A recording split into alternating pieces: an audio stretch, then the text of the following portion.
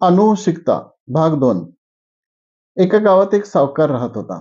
तो खाऊन खाऊन एकदम जाड झाला होता. दुसऱ्या मजल्याच्या खिडकीजवळ बसून रस्त्यातून येणाऱ्या जाणाऱ्या लोकांच्याकडे बघत बसला होता. त्याला उठायला पण येत नव्हतं, उभा राहायला पण येत नव्हतं, फिरणं तर दूरच. एकदा बसला की बसलाच. रस्त्यातून जाणारा एक लहान मुलगा त्याच्याकडे एकटक बघत उभा होता.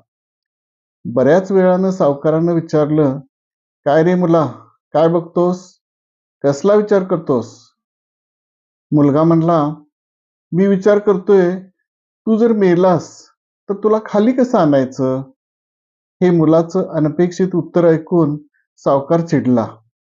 त्यानं आपल्या नोकराला हाक मारली आणि त्या मुलाला धरून आणायला सांगितलं.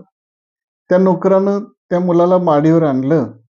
"बांधून घाल खांबाला त्याला आणि याच्या बापाला बोलवून आण." सावकारानं आज्ञा सोडली. नोकरानं त्या मुलाच्या बापाला बोलवून आणलं. "माझ्या मुलाला का बांधून ठेवलंय तुम्ही?" मुलाच्या बापानं आल्या आल्या सावकाराला विचारलं. "तुझा मुलगा मला म्हणतोय, तू मेलास तर तुला खाली कसं आणायचं?" सावकार कावून म्हणाला. "तू मेल्यावर ना, सोपं आहे. तुझं तुकडं तुकडं करायचं आणि एक एक तुकडा खांद्यावरनं खाली आणायचा. सोपं आहे." सावकाराचा राग अनावर झाला. "याला पण बांधून घाला आणि याच्या बापाला पण बोलवून आणा." नोकर गेला. काही वेळातच मुलाच्या आजोबाला घेऊन आला.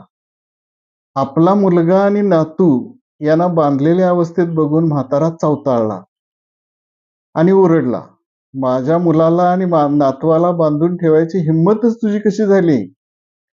अरे, तुझा नातू म्हणतोय तू मेलास तर तुला खाली कसं आणायचं, आणि तुझा मुलगा म्हणतोय तुझं तुकडं तुकडं करून तुला खाली आणायचं.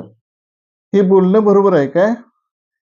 "अरे सावकारा, तू मेल्यावर तुला खाली कशाला आणायचं रे? तुझ्या घरालाच काडी लावायची."